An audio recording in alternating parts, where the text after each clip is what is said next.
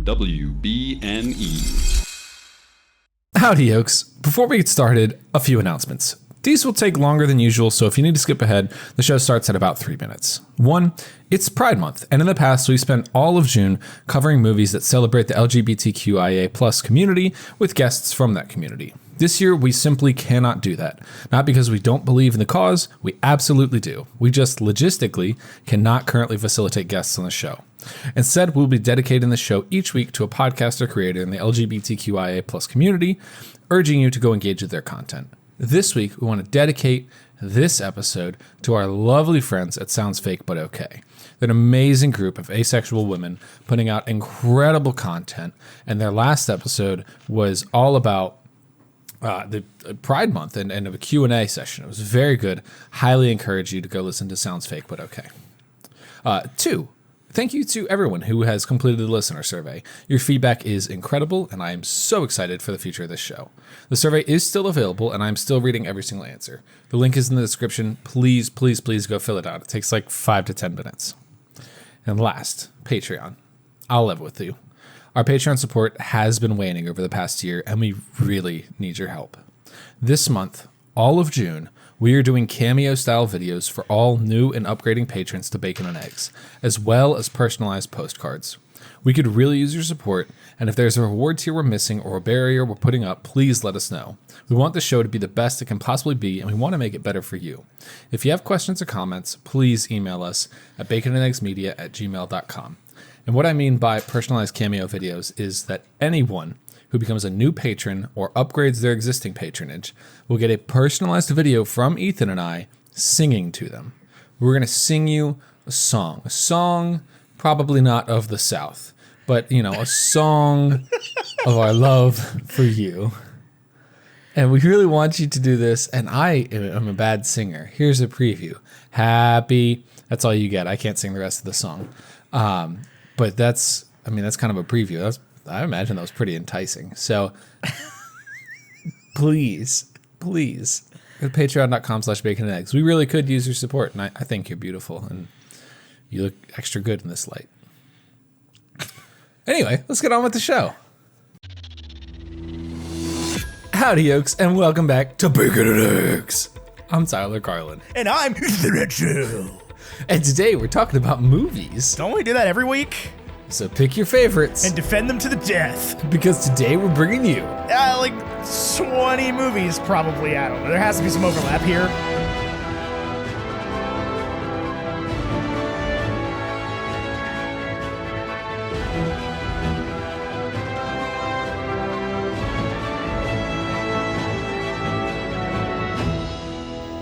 These movies were all directed by Taika Waititi.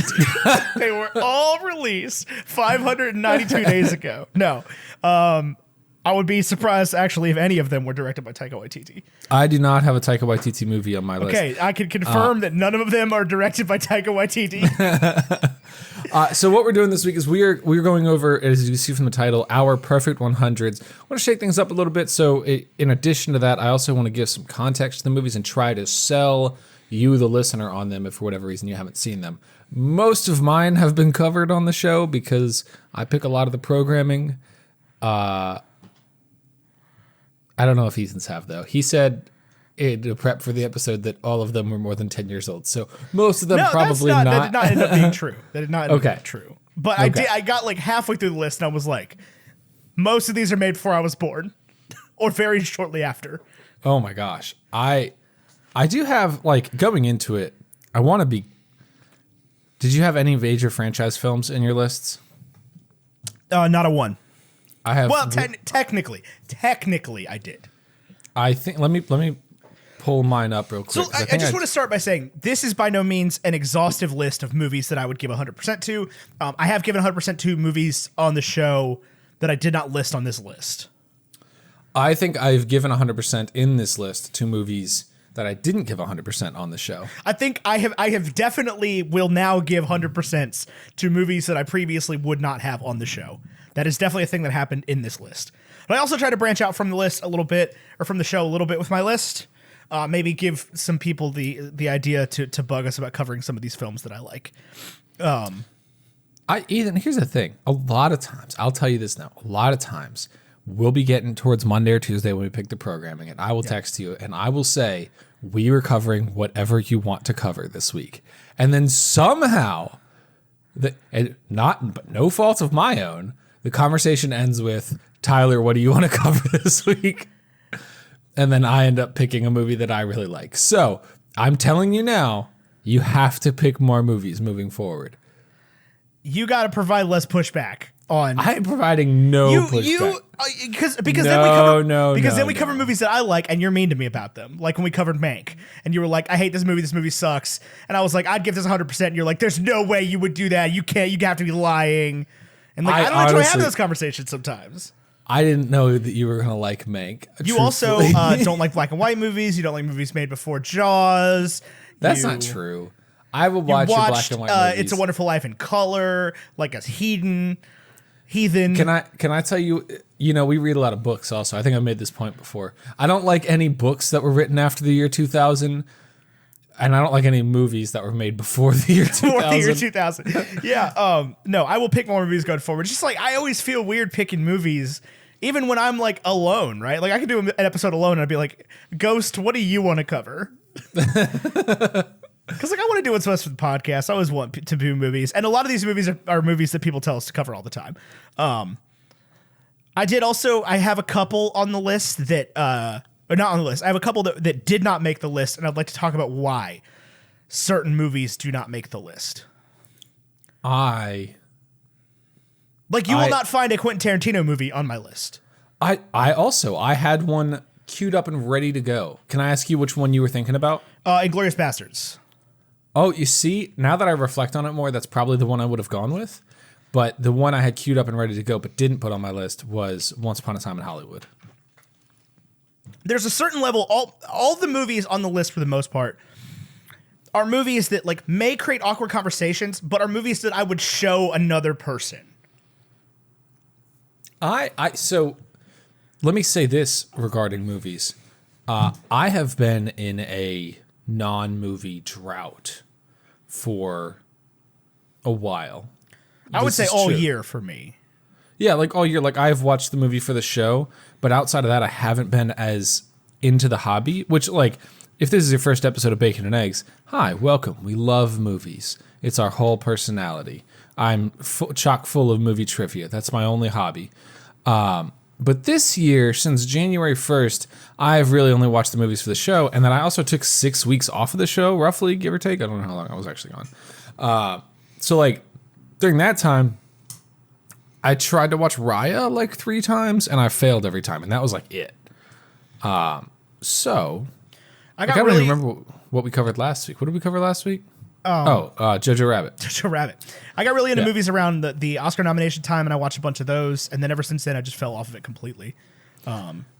Which I actually think now is the perfect time to talk about Perfect Hundreds because you have no recency bias. Correct. Except for Jojo Rabbit, which did not make my list. Did not make my list. Did not make my list. That would have been weird if last week I was like, yeah, it's like a 92 or whatever I said, or 84. I don't remember what it was. 90 something, I think. And then it would be weird if I turned out the next week and you're like, actually, that's a 100. That's a hundo. So yeah, like no Tarantino movie makes it for me because I cannot just always deal with that much like grievous violence and gore. Yeah, I feel that. Like I have to, and that being said, there is at least one grievously violent movie on here. But not in a Tarantino type way. Let me look at mine. I don't think I have a grievously violent movie on here. I also tried to add a couple comedies. So mine are not in any particular order. Mine are not either. I think I have one of them listed twice. I gave you a challenge to tell you about 10 movies you give a perfect 100 to, and you came up with 9. No, I have one titled incorrectly is what it is. And now I can't. There it is. Okay, well, screw it. Let's just get into it. Okay. What is the first movie you wrote down? The first movie I wrote down, I sat down and I this is how I approached it. I said, when I'm thinking about Perfect 100s, I'm thinking about on my worst day, what movie do I want to watch? And I think that might be a bit of a loaded question. Maybe That's a tough question. Right. But like, so, and not necessarily my worst day, like I'm super depressed or something like that. Because I don't think I'd watch this movie if I was super depressed. Same. But like I'm talking about like a sick day, essentially. Gotcha. Yeah. And so I went immediately to like rainy day, sick day films. And the first thing that came to mind, and I wrote it down immediately because it was the first thing that came to mind, was a movie. I'm going to read my description of it before telling you the title, because I think that'll build the suspense. Build the suspense. A movie about a teenage boy and his girlfriend and his best friend taking a day off of school and enjoying the best things that Chicago has to offer. And it starts as a story about the antics of young friends. It evolves into a coming-of-age tale where a young boy overcomes his fear of himself and embraces a relentless future. And it's got something for everybody. So the first one I wrote down was Ferris Bueller's Day Off. Ferris Bueller's Day Off. What a good call. That's the kind of movie that, like, I don't think anybody can possibly fault you for having that on your list, right? Not that that's a criteria you should look at, but like that's one where you could say that in any room in the world and people would be like, yeah, I get that. Yeah, that could be my favorite movie. That could be my favorite movie of all time. Yeah. And I love Ferris Bueller's Day Off. I love that it starts out being so about Ferris and so about like his character, but then he ends up being pretty static throughout the whole thing. And it really turns into a story about Cameron.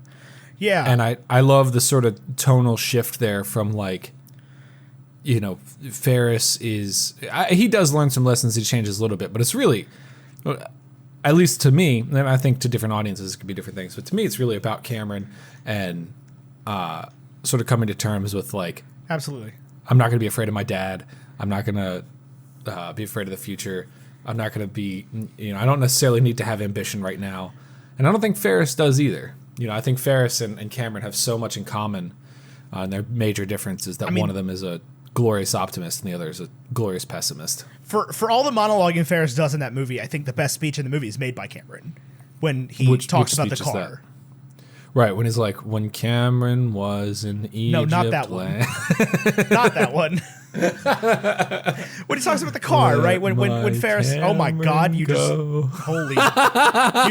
blew out entirely when you leaned back. You cannot lean back in that chair at all.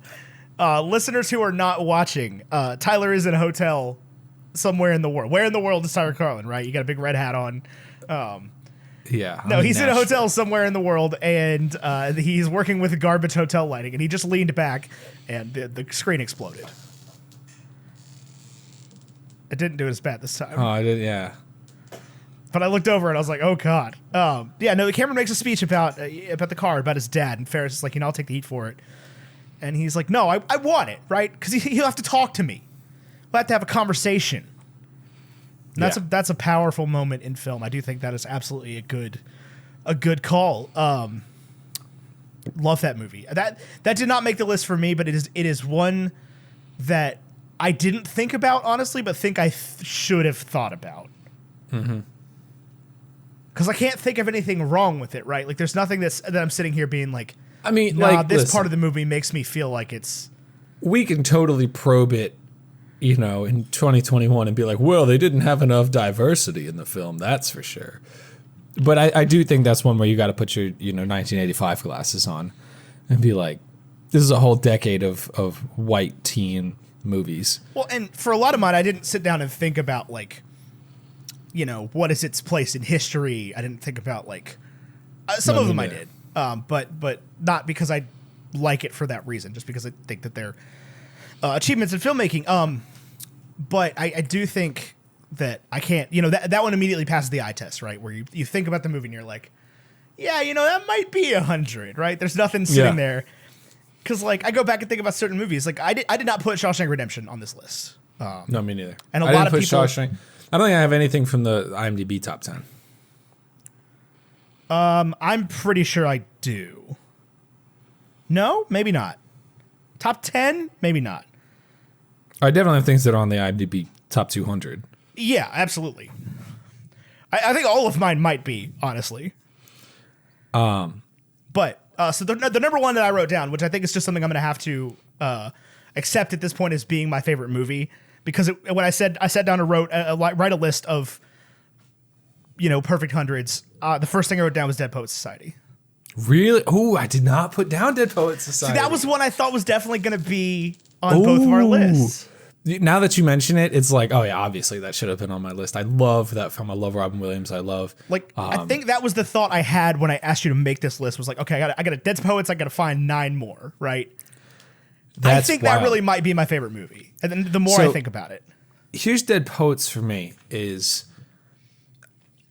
is not a complaint. This is like a more a timing thing than everything else. I have no fault with the film, but I love the first 2 acts.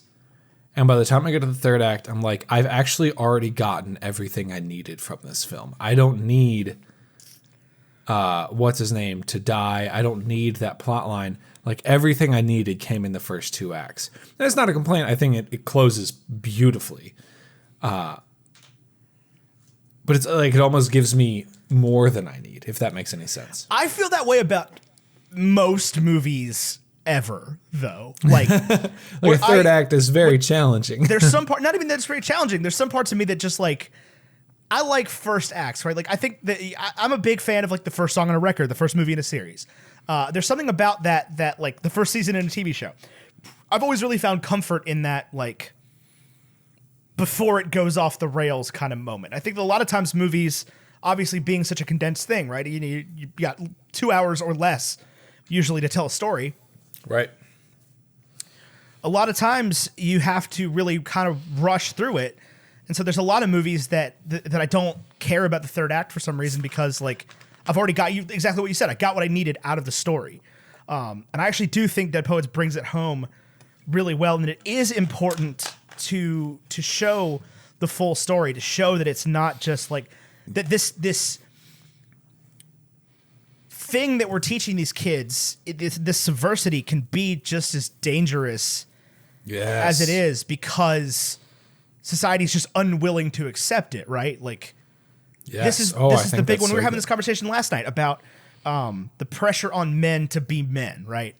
Yes. And I think that this is such a powerful stepping stone in the story of boys becoming men. If this, like, the kid wants to be an actor, he wants to, and not even that, he just wants to do something for him for the first time in his life. And there's so much pressure put on a lot of kids to, like, everything you do is for a reason before you're 18, and like you have to do X, Y, Z because your parents say so. And that's not a mentality I was ever raised with. It's a mentality I probably could have done with a little more of, honestly. But no, every time I think about great movies, I think about this movie, right? Like, the only reason I don't absolutely hate the bagpipes is because of Dead Poets Society, because of the score in that movie. And like, it doesn't hurt that it was a movie that both of my parents loved, and like that I put on the top 10 list back when we made it originally, back when I still lived in Newport News, before either my parents passed away, and that's something I can still take with me, right? Yeah. Like, but it's a movie I can still watch, right? Like, it's a movie that my parents love, but doesn't hurt me to watch. Yeah. Because there are definitely movies, even on our original top 10 of all time list that we did, where like I can't, like Field of Dreams, I don't know if I could ever watch that movie ever again, just because of the particular subject matter. That movie might be ruined for me forever, which is sad. I'm going to try to reclaim it at some point, but it's not exactly something that I am like dying to put myself through. Right. But Dead Poets Society, it is a tough movie to watch. It is heavy, it's powerful, but I think it always comes through. Like, it always makes me, I always leave feeling better than I did before. Yeah. I love that freaking movie. And it's like, it's one of our best episodes, and that itself has become a like Kenny Chesney, I go back type nostalgic memory to some extent. Do you listen back? No, I don't listen back, but like people keep bringing it up constantly. People are like, this is why I love Bacon and Eggs, is from this episode. Like, this episode helped me survive senior year, whatever, XYZ. And so it's just this, like, it's becoming this bigger than itself part of, we have episodes like this throughout the history of Bacon and Eggs, where like the things we say in them have become bigger than the episodes themselves. Yeah. And that's so funny you mentioned that, because my second film is one of those episodes. Really? Okay. Yeah. Go for it. What's your second film? I got to read you the description. I like this description thing. I don't know. I think I might catch on. My co-host might do it next time. I forgot completely by the time we got to the end of the conversation. Forgot completely that I was supposed to be doing that. So this is a movie about a college-age musician at a prestigious conservatory, and he gets more than he bargained for when he ends up with a terrible teacher who shows him the sort of unbeaten path to greatness. The path only beaten by the absolute greats. Sure. And this is, of course, Whiplash. Whiplash. Miles Teller and J.K. Simmons. This is the first one that I've watched for this show, that I think has made it into my top 10. Yeah, because you'd never seen it, right? I had never seen it. Yeah. And it was one of those ones where I was like, I can't believe you haven't seen this, man, because I knew you were going to love it. And I have, like, definitely not to the level of what you were talking about, but I definitely have some, like, unresolved trauma with... Trauma is probably the wrong word. Unresolved, I don't know, situations lacking closure regarding, like, my college music department. Sure. And I think that this was very important for me to see, and very, like, because when I watched this movie, almost immediately I'm like, yeah, J.K. Simmons' character is right. Like, this is how you should be treating musicians.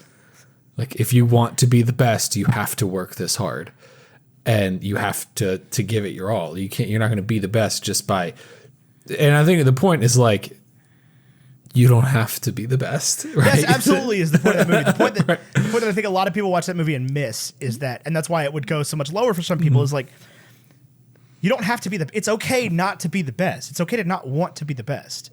It's okay to be a great jazz drummer. Yeah, it's okay to be a great jazz drummer. You don't have to be the best jazz drummer ever, right? You don't also, have to because be the this next is Buddy a Rich. wildly subjective art form. Yeah. Like, how to even do it is subjective. But it applies to everything, right? It's like, you don't have to be LeBron James to love playing hoops, right? Like, Also, you don't have to be LeBron James to be in the NBA. Right. You do have to work pretty hard to be in the NBA. But you don't have to be LeBron James. Yeah, you don't have to be LeBron James. That's absolutely true. There are other players. There are other players, yes. If you want to be a professional athlete, it is easier than being LeBron James. It's not easy, but it is easier than being LeBron James, right? It's impossible to be LeBron It's impossible to be LeBron James. if you are not already That's part of the LeBron problem with sports, James. and it's also part of the problem with drumming and any. There's a certain amount of talent involved in being the best anything. Well, and the problem with trying to be Buddy Rich is that, like, Buddy Rich wasn't comparing himself to Buddy Rich. No. He, like, at least not old records, but he was probably like, oh, I need to do better than that last performance. But, like, when Buddy Rich sat down the first time and did his Buddy Rich thing, like, it was just, that had never happened before. Never happened before, yeah. Ever. Like, maybe it had on some, like, live performance, but, like, tracing back to, like, the original kit drummer that did crazy nasty stuff is, like, within the past 150 years. Right. Yeah.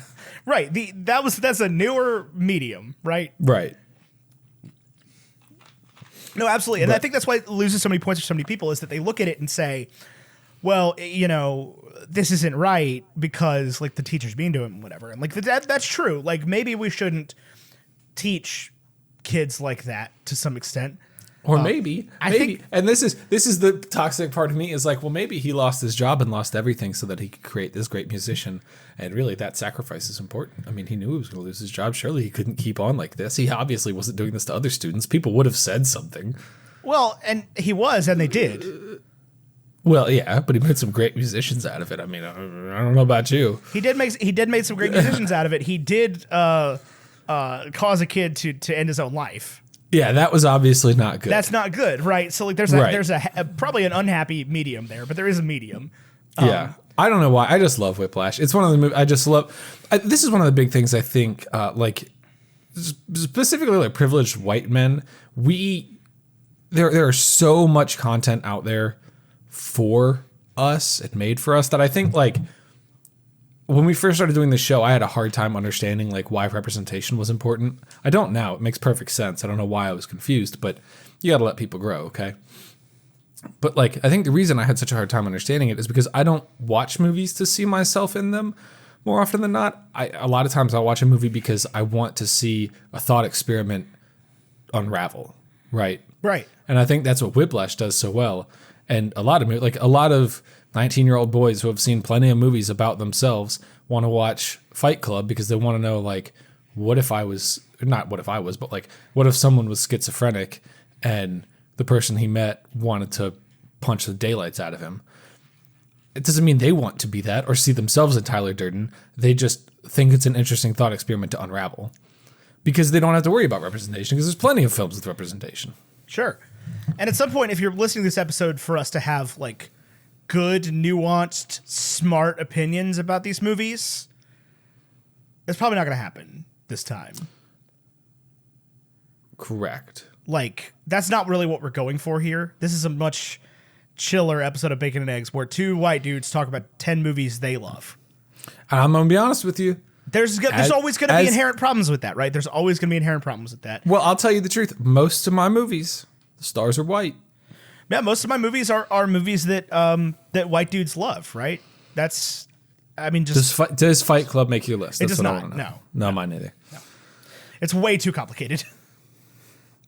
Yeah, I don't just want to sit down and... It doesn't 100% hold up at any point, right? Like, it's a good movie, for sure. I don't think it gets... I don't think it deserves the kind of hate that it gets at this point. But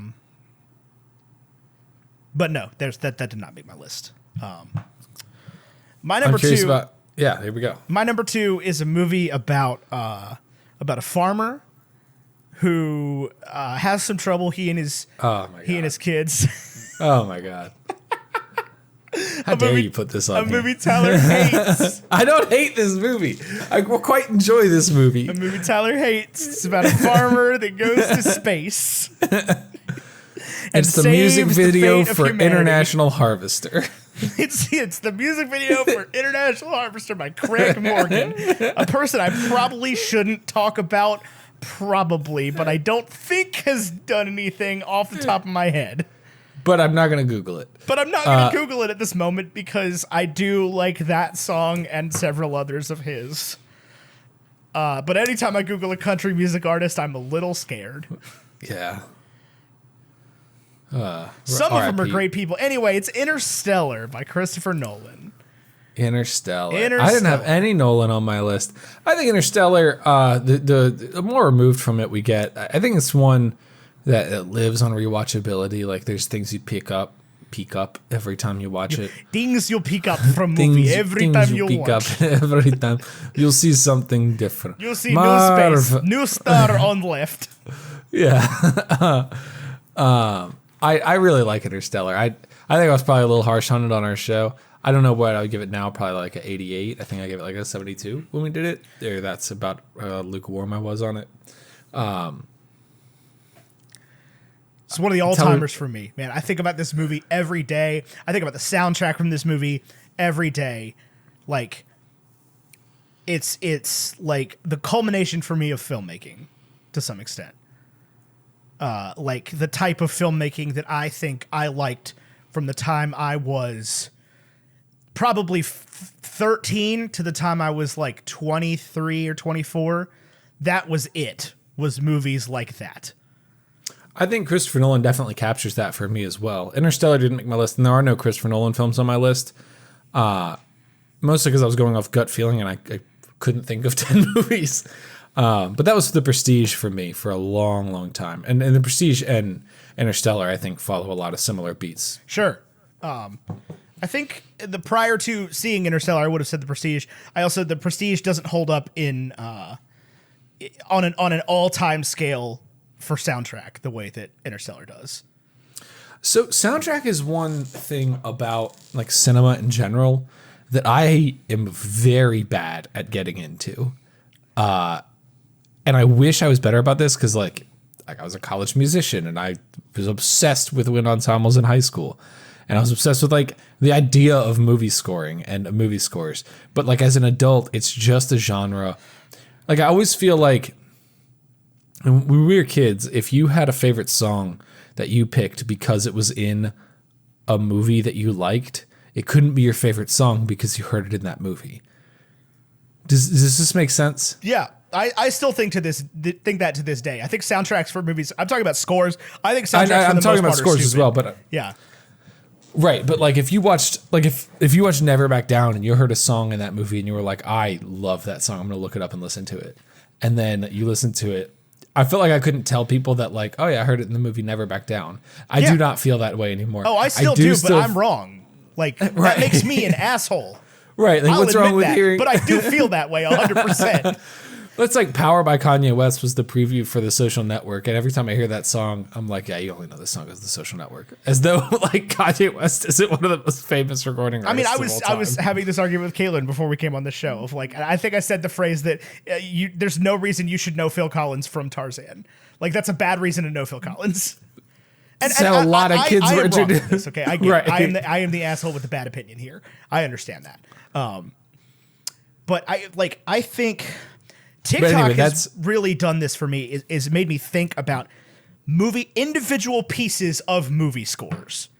I think TikTok has brought to light to really highlighted some really good pieces of movie scoring that I would have never thought about before. That's caused me to delve into that more as a medium, and has caused me to think about the scores of my favorite movies and be more cognizant of that as I'm watching movies ever since I started like thinking about that kind of thing and listening to it. And like it's definitely been something I've been getting more into recently. I think Casey Winters had a lot to do with that because he was always asking questions about like, what's your favorite piece of movie score? And like, you know, really starting to develop some opinions on what I actually think about John Williams.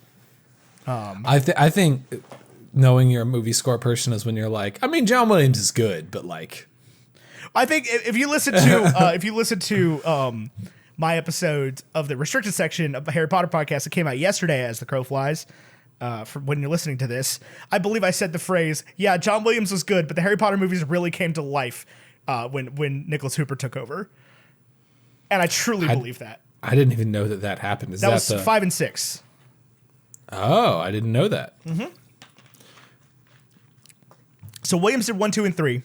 And I think his music works brilliantly for the first two.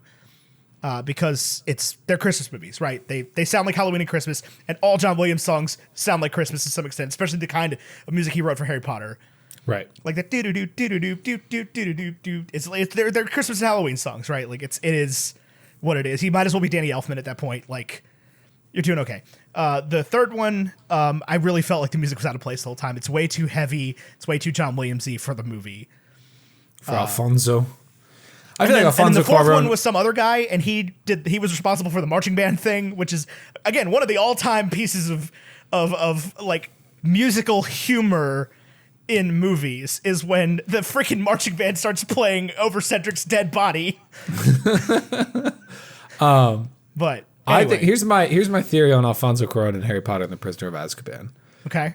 It could have been two people. It could have been a guy with a cello and a guy with an oboe. And I say guy, could be a woman. But I think like two instruments. Yeah. It could have done the whole thing. The whole movie, yes. You get Alexandre Desplat, who did 7 and 8, to score it, and it would have been beautiful, right? Yeah. Like he does all the Wes Anderson movies. He was responsible for the Fantastic Mr. Fox theme, which everybody knows from TikTok. And no, I think about pieces of music, and I have ever since I saw Interstellar. I think about pieces of music from the Interstellar soundtrack every single day. Like if there is any piece of movie soundtrack that I'll be sitting here at my computer doing something, and I'll be like, you know what? I want to listen to No Time for Caution from the Interstellar soundtrack right now. I want to listen to S.T.A.Y. from the Interstellar soundtrack right now. And I want to really get into those organs that hurt me, that make me sad. I love that. I'm so happy. Like beautiful pieces of music that I think stand outside the movie. Now I'm not trying to crap on John Williams by any means. I think John Williams is brilliant. I am sort of very tired of hearing his music at this point, though. Yeah, but like it's not going away. No, it's not going away. But like there are some times where I'm like, John Williams, you really phoned that in. You took you queued up a piece of Star Wars music and put it in this random movie you did in the 90s. I think that happened. I think a song from Attack of the Clones is in Harry Potter or something. There's some like weird like clear crossover. Anyway, Interstellar is like it's one of my all-time favorites. It absolutely just like continues to make me think about it every day. I think it's a brilliant story. I know a lot of people have trouble with the, not trouble, have issues with the story and the sort of time travel delinearity of it, but it has never bothered me once, ever. So this is a 100%er for me, for sure. I think it's the only Christopher Nolan movie that gets that title, because it's the only one that I've been yet to be like annoyed by. Oh, I'm not annoyed by The Prestige. When we did it for the show, I did like 3 different rabbit viewings for back when that was still a thing we could do. I did like 3 different rabbit viewings for new viewers of the movie Interstellar and did like commentary for it over Rabbit. So I watched it 3 nights in a row. And by the end of the 3rd one, I was like, I could go again. We're good. Like that might be when people are like, what would you watch for 24 hours straight? That's one of them. Really? Yeah. I think it's long as hell. That doesn't hurt. That's never hurt that conversation, right? There's only one wrong answer to that, and it's Toy Story. 90 minutes of Sid. I'd be like, stop. It just happened. You are a toy. My number 3. Yeah. So I know we read a lot of books, Ethan, and frequently, and this is not based on it's kind of based on a book. Frequently in our book conversations in our reading group, you will note that you like plot-driven stories over character-driven stories. And my 3rd movie here is very much a character-driven story. It's about a group of nobodies that come together to collect a mysterious power gem and keep it from a radical zealot. It's entirely driven by the characters. The plot is the most lackluster thing in the history of cinema. But it is actually interesting that because the characters are so well developed and so interesting that it does have an extremely satisfying conclusion and 3rd act. This film, do you know what it is, Ethan? Yeah, it's Avengers Endgame. It is not Avengers Endgame. It's Avengers Infinity War. It is not Avengers What is Infinity it then? War. It's Guardians of the Galaxy. Guardians of the Galaxy, okay. Guardians of the Galaxy is the only major franchise film to make this list. I don't even know that it's my favorite Marvel movie, and I don't think I like it over some of the Star Wars films. But it makes this list because, again, I was going back to, like, on a sick day, what won't offend me in the slightest. Sure. And it's not so insanely heavy as to be like one I thought was going to make it was The Last Jedi, and I was very close to putting it, but I'm honestly tired of having that controversial Star Wars opinion. I'd rather just like love The Last Jedi and not have to think about it anymore. I don't need to like make that super public. Yeah, Force Awakens didn't make my list for the same reason. Yeah. Guardians is interesting though. I truly think that is one of the only Marvel movies that you could give it to. Like, I think James Gunn has a masterpiece here. Yeah. Well, because it's one of the few, because it's an origin story, right? So it's one of the few movies that even nothing for me right, because I love Avengers Endgame, right? I know that I'm not as hot on it as like literally everybody else in the world is, because I don't say it's 100% or whatever, but like I don't think you can ask somebody to watch 23 movies and then go, yeah, but this is the good one, right? Like, I mean, they're all good to some extent, but like, right, to be like, oh, no, you just gotta wait for the even if it's like, oh, the sixth one's great. You just gotta get through 5 before you're like, yeah, and a few of them are because like Harry Potter and the Deathly Hallows Part 1 cannot be a 100 for that reason, because it like asks you to watch 2 and 4 and movies that people hate, right? Right. And I'll tell you this, when it comes to Avengers Endgame and The Force Awakens, being an unparalleled theater experience, Avatar falls into this category, does not make it a 100%er. No, because you can't ever replicate that, right? You can only remember it. Right. Like these have to be movies that you can put on at home and be like, yes, let's go. I do think so. When we finish these points, I do want to take a short break before getting into yours to talk about some of the listener release ones. But Guardians of the Galaxy, for me, it asks nothing of the viewer. It can be your first Marvel film. I honestly think it should be. I think Iron Man at this point is a little, oddly enough, dated. It's like, what, 13, 14 years old. Guardians, I think, is a little more timeless. I don't know. It's genuinely funny. Like it is. Yeah. Like laugh out loud funny. And Chris Pratt is fantastic. I think Batista is fantastic. I don't know. I love all the characters so very Absolutely. much. Yeah, I don't really know that I need to say much to defend it, but No, it's a movie that gets better almost every time you watch it. yeah. Because But not for the same reasons that something like Interstellar would. It's not like, No. oh, I noticed this amazing artistic detail. It's just like, this joke is still funny, and that makes me so happy. right. It's still the thing is it still makes me laugh. Right. Yeah. Where like and some of them made some of mine made the list for that reason. Is that like no matter how many times I see it, it still makes me laugh. Right. I still Yeah. because like we watched Talladega Nights for the show, and I was like, man, I used to love this movie. I know. That one I was upset about. Remember that feeling? Yeah. Where you were like, oh man, I used to love this movie. And then it doesn't hit as hard as it used to, man. It's sad. It's a sad day. I do want to speak of things not hitting as hard as they used to. I want to get into some of the listener Sure. submissions. Yeah. Because we asked you on Facebook, which, by the way, our Facebook group is free. We asked you on Discord. It's $3 to join that, $3 a month.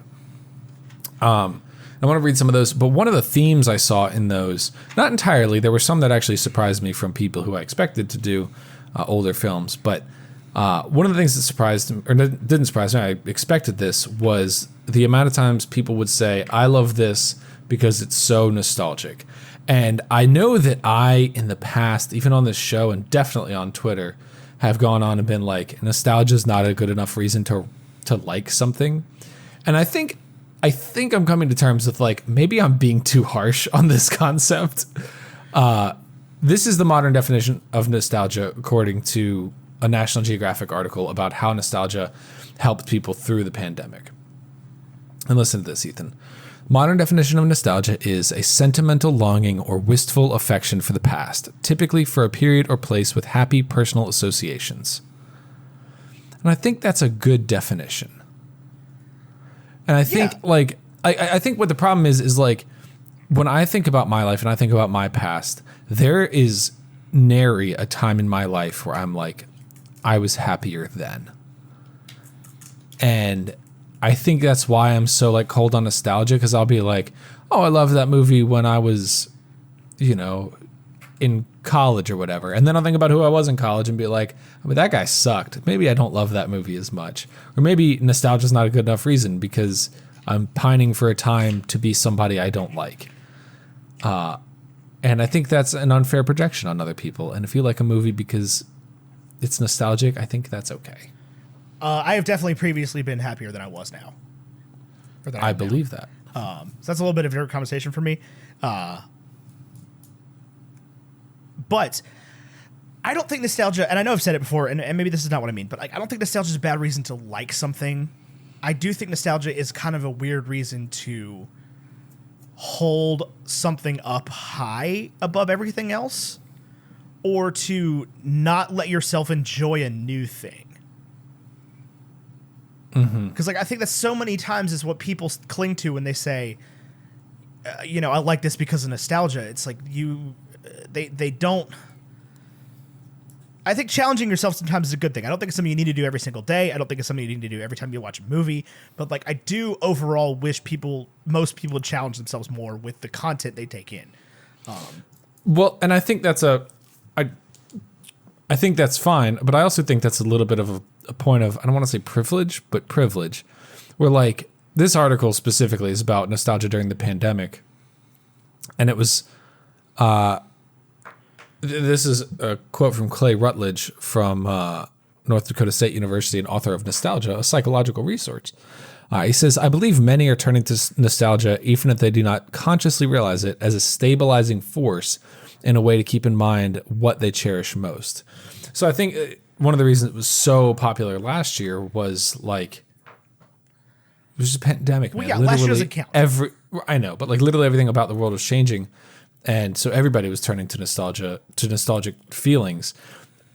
But then when I think about it, it's like, what is so wrong about consuming media specifically to be comforting. I understand why you and I challenge ourselves, but like, what is wrong with turning to media to comfort yourself with familiar characters or familiar stories? Because you never hear new ideas ever. Right. I'm saying I think there needs to be a healthy balance. Right. Yes, that's all I've ever said about Okay. this. Is that like, be careful of your boxes to some extent, right? Like Yeah. it's fine to love, let's say Finding Nemo, right? It's fine to love Finding Nemo. It's fine to love Finding Nemo because it's the movie you liked the most when you were 5. I don't personally think it's fine to watch Finding Nemo every day, and that's your intake for the day. Now, if you need to watch Finding Nemo because you're going through something or you're sad or you're happy or whatever reason, sure, great. But like if you are like, time for my daily Finding Nemo, like because there isn't a healthy balance, and I think there absolutely needs to be times where when you revisit the things you love as well. Like I'm not saying one or the other, but like if you're not gonna bring anything new in your life ever, like you're just kind of missing the point. There's so much world out there. There is. And, you know, I feel the same way to some extent about people that take the same vacation every year, right? The people that do the same things week in, week out, day in, day out, year in, year out. And, like, I've never wanted to be the person that does that. I think that's you're maybe right. why I think these are fair points. Yeah. But I think, I know for me personally, I've been harsh on, like, engaging with nostalgic content in general. And I think I've been pretty unfair with that. And maybe I heard your point and was like, and missed your point and just thought, yeah, engaging with content because it's comforting is stupid. You should try to get new things to comfort you. I'll tell you this before you say anything. Yeah. Reading as many books as we have this year, because we've been reading a ton, I am absolutely getting to a point where I need to revisit comfort characters, and I cannot continue to read new stories. Yeah. Like, and there are points where like I need to reread a book I read earlier this year because I enjoyed it. Yes. I'm starting to get there as well. Yeah. But yeah, and I don't want to say that I haven't been a dick about nostalgic movies in the past. Like I definitely have. I understand that. I have grown. Yeah. I learned that. It's always been so. We say with this list of movies that are That I think the most recent movie on my list was 2014. Yeah. So it's not like we're not being nostalgic. Yeah, with we've this listed entire so far thing. 3 movies that came out in 2014, I believe. Yeah. But yeah, it's like it's complicated, right? Because I've always sort of seen people that only watch for nostalgia as like a threat, because sometimes there's awkward conversations to be had where like I'm not nostalgic for the same things they are. Yes. And that is I do always a run into challenging that. conversation for people that base their whole thing on still watching the same things they watched when they were 10. Yeah, I like if your whole shtick is, we'll go back to the Finding Nemo example. And it's like, man, I love Finding Nemo. I think it's great. I have what I consider to be nuanced opinions about the value of the film. Sure. I would love to chat with you about it. But if your thing about it is like, I just like to embrace these warm characters that make me feel something special. Right. Then like we're already having a different conversation about Finding Nemo. And that's the thing, is like if the best thing you have to say about it is, oh, I liked it when I was 10. Then That's fine. that's fine, but maybe occasionally take a look at what it is you like about it.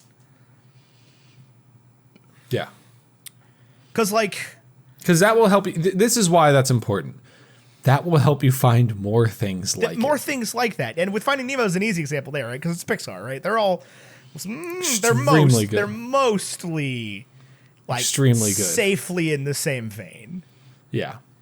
I think they've started to get into some stuff recently where, like, if you watch Finding Nemo every day because you watched it when you were 10 and it's comfortable for you, and you go watch Soul, you're going to be like, I am sadness.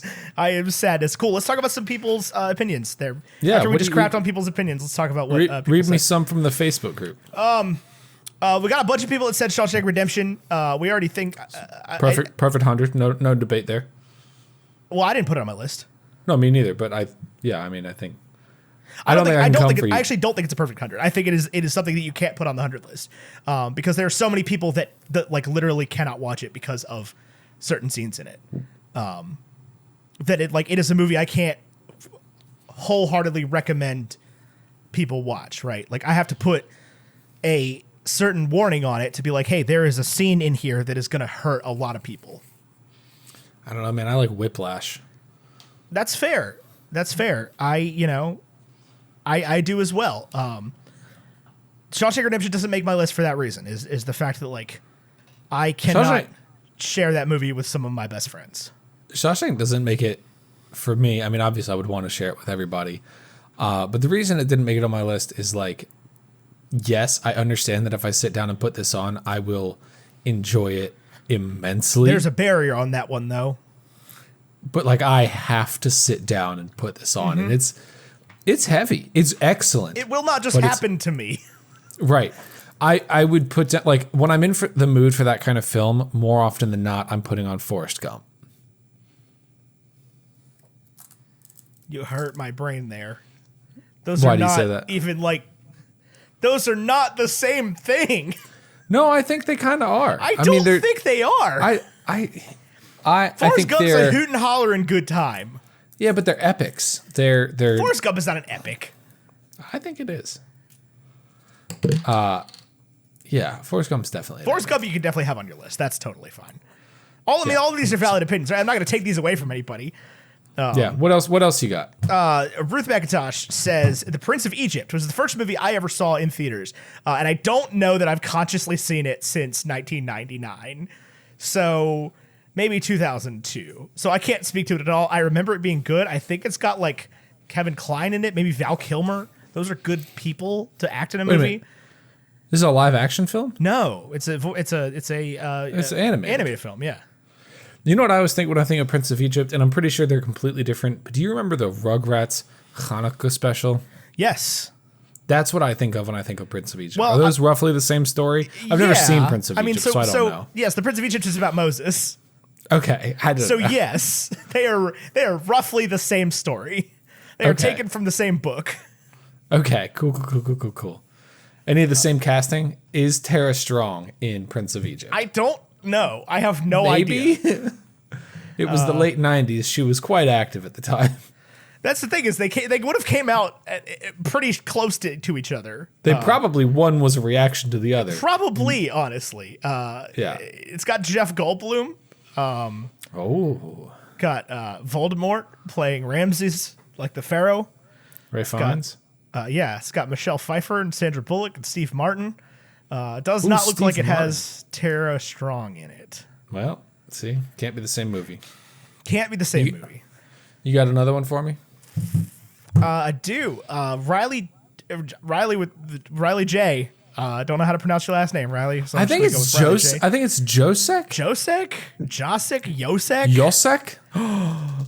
Maybe it's Yosek. Riley Yosek says, Remember the Titans, Star Wars: A New Hope, Empire Strikes Back, Good Will Hunting, Jaws, Knives Out, and Forrest Gump. Those are all excellent. Those are all honorable mentions for me. Those are all, yeah. Remember the Titans did not make my list. I will tell you that ahead of time. Not mine either. Good Will Hunting is one I very much thought about, but Good Will Hunting is one I cannot watch all the time because it breaks me. I don't think I've seen it all the way through. Oh, maybe that's next week's movie. That's a good one. From what I've seen, it's utterly fantastic. So I'm not upset about it. I mean, obviously, A New Hope and Empire Strikes Back suck. Terrible movies. Nobody likes them. Everybody hates them. 3PO! Jaws isn't a 100 for me, but I think it's like a 100 objectively, if that makes any sense. The original blockbuster. Jaws did not make my list, but I love Jaws. I love Jaws. Jaws is one that I can watch any minute of. And he's like, I could put on Jaws an hour and in with commercials and just watch it through the rest of the way through with commercials happily.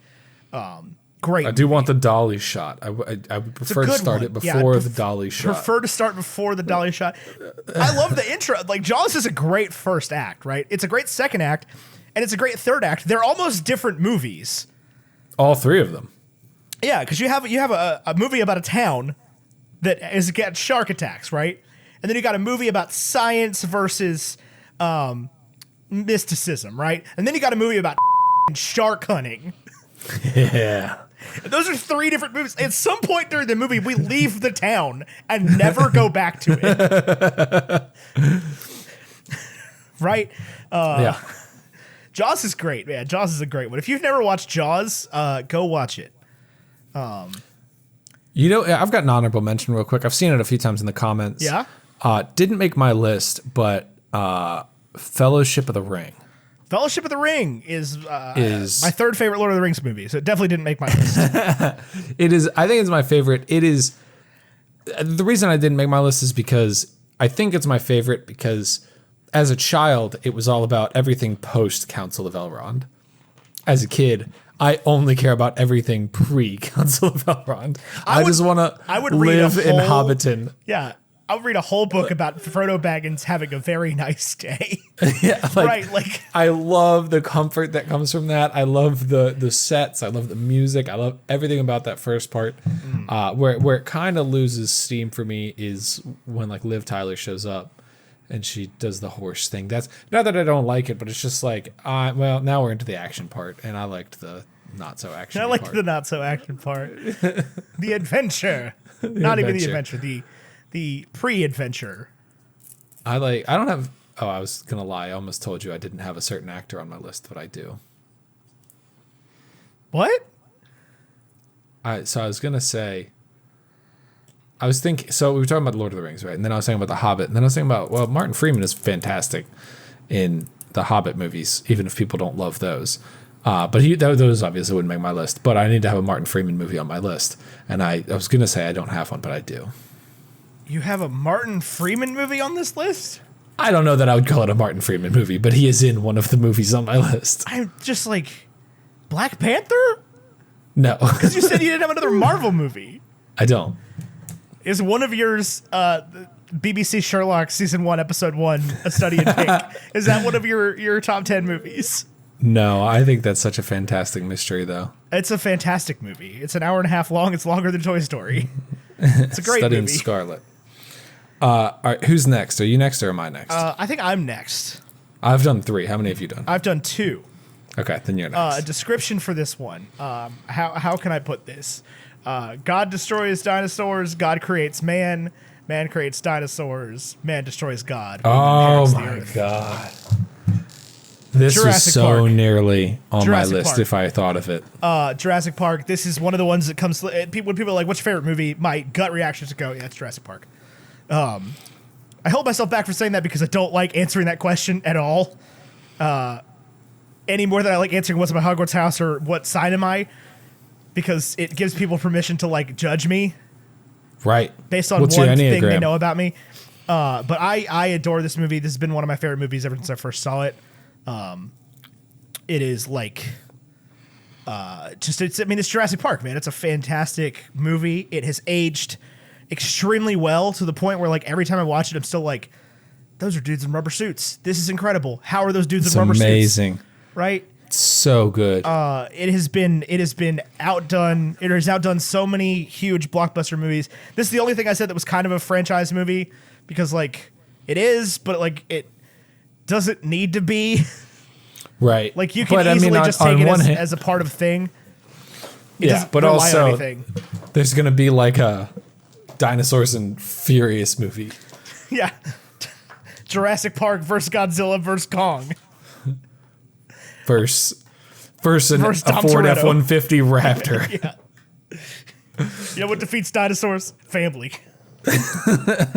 No, I mean it's Jurassic Park, man. What do I gotta say about this one? I already seen this movie. This is a blockbuster of all blockbusters. One of them. It's a great movie. I love it dearly. This is John Williams' score, where a lot of the movie is just leftover Star Wars nonsense, except for the themes. Like when the Jeeps are driving through the campus, back when all the action's first starting, it's just literally like TIE Fighter music playing. It's great, man. It's great. Everything about it. I mean, Sam Neill crushes this one. It's Steven Spielberg, man. It's what do you need? It's Jurassic Park. I don't feel like I have to defend this one, honestly. It's I'm not gonna. a one hundo. A one hundo. I think Jurassic Park is a perfectly fine hundo. I didn't put it on my list because, again, I didn't think of it. But this is something I would there are also... so many movies that I have thought about since making the list that I'm like, that would have been, that could have been. Yeah, okay. Jurassic Park is one for me. I love the whole thing. I think it's another one with great characters, great story, great effects. I mean, everything just holds up over time. It's quite a package for sure. You know what it made me think of right now is in Avatar when they call the mineral that they're mining unobtainium. Unobtainium. And how, like, certainly they were like, just write down something. We'll come up with a name for it later. And then then it went to just shoot. like, yeah. Right. We guess we never fixed that. You got Giovanni Ribisi being like, we're mining unobtainium here. Right. Why am I in this movie? It's space. I'm one of the all-time great character actors. You're not using me the way you should be. Yeah. Are you ready for my next one? Yes, I am. I have a little, here in the middle, I've got some Christmas films. I did not put any Christmas films on here. I think Christmas movies are so important because for at least 1 month out of the year, you're likely to put on one or two of your favorites. Yeah. And a few of your not so favorites. But I could make a list of hundreds, just Christmas movie edition, because like my favorite Christmas movie is usually the Christmas movie I'm watching. Yeah, at the moment. I do find like even the Santa Claus is like when I'm watching it, I'm like, Christmas. We watched that and I was like, this movie sucks. This movie sucks. This movie sucks. I hate this. Why is he? This is all about divorce. This sucks. This is super sad. Anyway, the first one on my Christmas list is about a man who dreams of seeing the world, and through sort of some unusual circumstances, he learns of the immense impact he's had in his own backyard and the fulfilling life that he has had. And it's a wonderful life. Oh man, I thought it was Elf. No, is that the plot of Elf? I feel like that's the opposite of the plot of Elf. Not no. In Elf, it's a man dreams of seeing the world and does. And sees the world and makes a huge impact. Saves Christmas. Yeah. Yeah, I mean, no, I think it's a wonderful. So this is, I guess, the second one that I watched for the first time for the show. I was floored by this. I thought it was absolutely incredible. I did watch it in color because I'm a criminal. An absolute criminal. You should colorize every movie you can. I don't understand why you would not. I loved this. I thought it was absolutely fantastic. I think about it all the time. I think about the story. I think about this actually edges out Back to the Future for me. I feel a lot of similar beats between those two films. Yeah. And this edges it out of my like sort of 100 echelon because I think this does a lot of what that does better. Yeah, I mean, this is obviously 100 for me as well. I didn't put it on the list just because, again, I specifically didn't put Christmas. But obviously I gave it 100 on the show. Like, it's one of the all-time greats. It's definitely in my top 5 comfortably. Like, I could say that. Like, the other 4 movies are up for debate at any given time, but this has like been a considered consistent. Like, I will put it on any day of the year. I don't, but I would. Like, if you were right now, we're like, let's watch It's a Wonderful Life. I'd be like, yeah, obviously. Let's do it. Yeah. Merry Christmas, you old building and loan. It makes it makes you cry, but like a happy cry, and also a sad cry, and then a happy cry again, and like a very happy cry. Yeah, it's just so wholesome. It's just so good. I'm sure that there's some like one sentence critique that would make the entire movie fall apart and make it canceled and hateable. Yeah, I mean, they have yet to really do that though, and they've been going for it for years. Yeah, it's still just so fantastic. Right, like they've been coming after it for years, and maybe one day they'll unearth some horrible Chicago Tribune review that makes Paddington 2 the greatest Christmas movie ever. No, Citizen Kane did not make the list for me. Citizen Kane didn't make it for me either, nor did Mank. Well, you haven't seen Citizen Kane, so I'd be shocked if it didn't make the list for you. But that's what I got to say about that one. I really don't have much more. Ooh, I'm blown out again. Merry Christmas. Yeah, that's an easy one, man. That's not that you did that for. If you haven't seen It's a Wonderful Life, which I hadn't, so I don't think that's unusual if you haven't. It's an absolutely fantastic film. It is older, but you settle into it pretty quick. The writing is pretty timeless. I think if there was like a problematic thing, it gets a little weird when he's in high school. There's some like courting traditions that are maybe a little dated. A little bit dated. But outside of that, we're down to a little bit dated. They're 100% dated. Yeah. Well, but outside of that, and knowing that going into it, I think it was 1940 writing about 1917. So right, like there's a gap there, believe it or not. Yeah, and also it's been 70 years. Yes. So it's utterly fantastic. I highly recommend it if you have not seen it.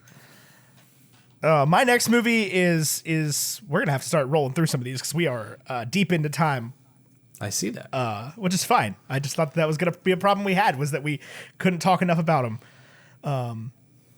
But my next movie is about a group of people, a bunch of people that band together to decide the fate of one person. A real life hangs in the balance type movie. Shows us the best and worst of humanity all in the same spot. Mine is 12 Angry Men.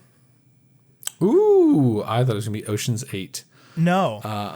None of those Or made Ocean's my list. 11. Mine either. I was surprised that Ocean's 11 didn't make my list. No, 12 Angry Men I've never seen, so tell me more on 12 Angry Men because this is one I hear a lot. Just from a pure filmmaking perspective, it is crazy what they were able to accomplish with a movie that takes place entirely in one room. With like how much good cinematography you can get, how many great shots, how many beautiful, even for a movie so old, how much beautiful filmmaking you can get and really impactful filmmaking you can get in a movie that takes place in one room, right? Like this is obviously not a new concept to make a movie like this, but it is, it takes place in a jury room and it's about 12 people. Initially the plot is that one person just wants to hear out the fate of, right? They wants to have a conversation about it. Everybody goes in thinking that this person is guilty for the thing they did. And there's various reasons. He is, a person of color and all kinds of other things up against him. But like somebody goes in and says, hey, I want to hear us out. I want to hear the whole story out. Let's talk about it. And the other 11 people are like, no, he's guilty. Like, we know he did it. And you just get to watch 11 people basically learn to love in the course of this movie.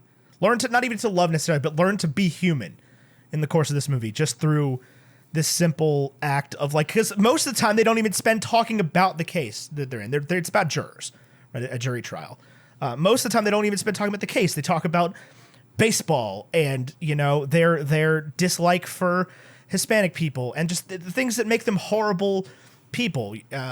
And they really rectify some things out between each other. And I just think it's a beautiful piece of writing. It is definitely a character-driven movie. You really have 11 or 12 people whose job is to all basically be one-dimensional and learn to not be one-dimensional throughout the whole course of it. But it's just a masterclass in writing, in cinematography, in pacing, in everything. It's a beautiful movie. Definitely worth watching, and just to see what they do with it. Well, that is one that has been on my list for a while, and I don't think anybody's ever explained the premise to me before. I'm not a huge courtroom drama person, but this doesn't sound like it is. It is not. Although I say that, and then I see movies like Legally Blonde, which is a courtroom drama to a certain extent, and I'm like, man, this is amazing. Yeah. And I see movies like Trial of Chicago 7, and I'm like, I absolutely courtroom love drama this. is one of the best. I think one of the best genres of movie because it allows for so much of the flashback, the different ideas being presented. But this isn't a courtroom drama movie. It is literally like you spend 30 seconds in the courtroom at the beginning of the movie, and then you're in the jury room with these 12 people the whole movie. And it's been obviously I think they will remake it before too long with a mixed cast now that men and women and people of color can be on juries. And it was a play that we read in high school, and it's been mounted in all over the place in different iterations.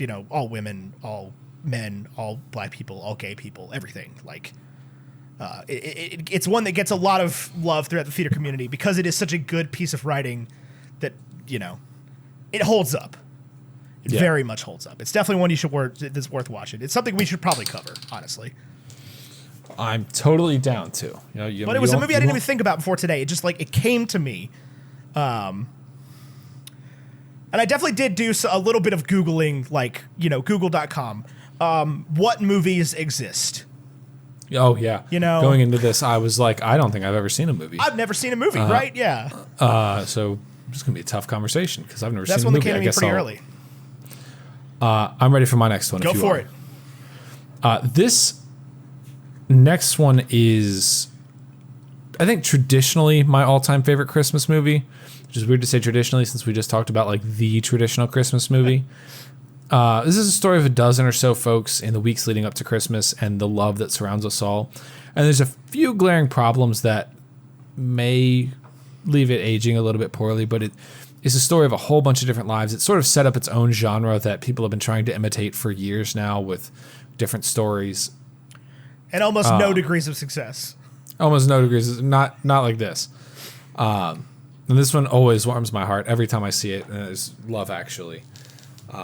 This is my Martin Freeman movie, by the way. Yes, that should have clicked to me. But I was so like, I'm not going to do Christmas that I was like, oh, Tyler's also not going to do Christmas. This is your Martin Freeman movie. Okay. This is my Martin Freeman movie. This is also one of 2 rom-coms okay. in my list. I don't know.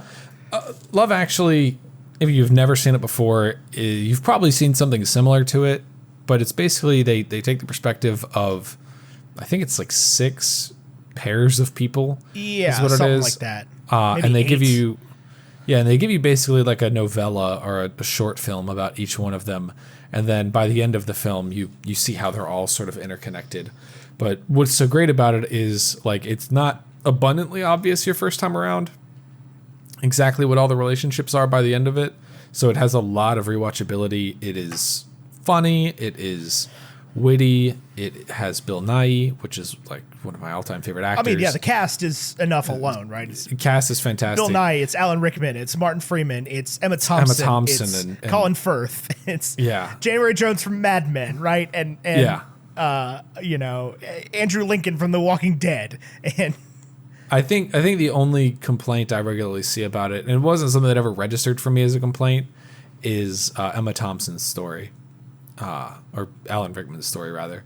But I don't know. Something about it, oddly enough, we watched it with the fraternity before I was even a brother, which is like, that gives you an idea of the kind of fraternity we were. Sure, yeah. But it's got such a warm place in my heart. It makes me think of Paul Keene, of all people, who is like somebody who I think of with like mythic reverence. Yeah. So, I don't know. It is really one I make sure to watch every year. Every single year. I gotta like, and if I get to 3 days past Christmas and I'm like, I haven't seen it yet, I have to watch it. Then it goes on, right? Like it goes on the television that night, right? Right.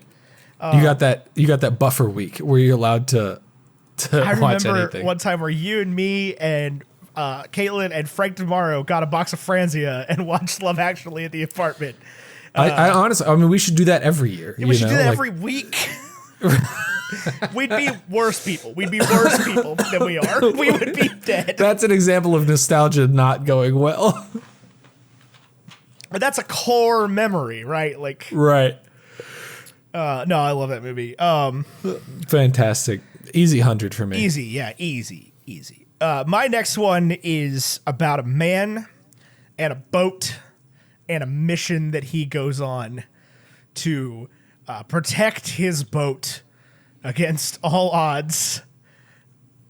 I don't really know how to describe this one. It's The Hunt for Red October.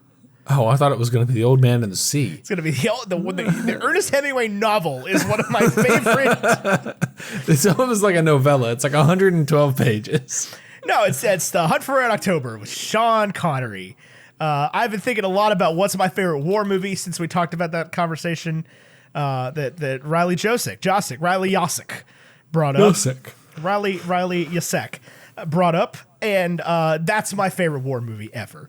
That movie absolutely slaps. Sean Connery plays a Soviet sub-captain who decides he wants to become American because he's really tired of the Soviet Union. And he steals an entire brand new nuclear warhead carrying submarine and sails it to America. And neither the Soviets nor the Americans particularly want him to do it.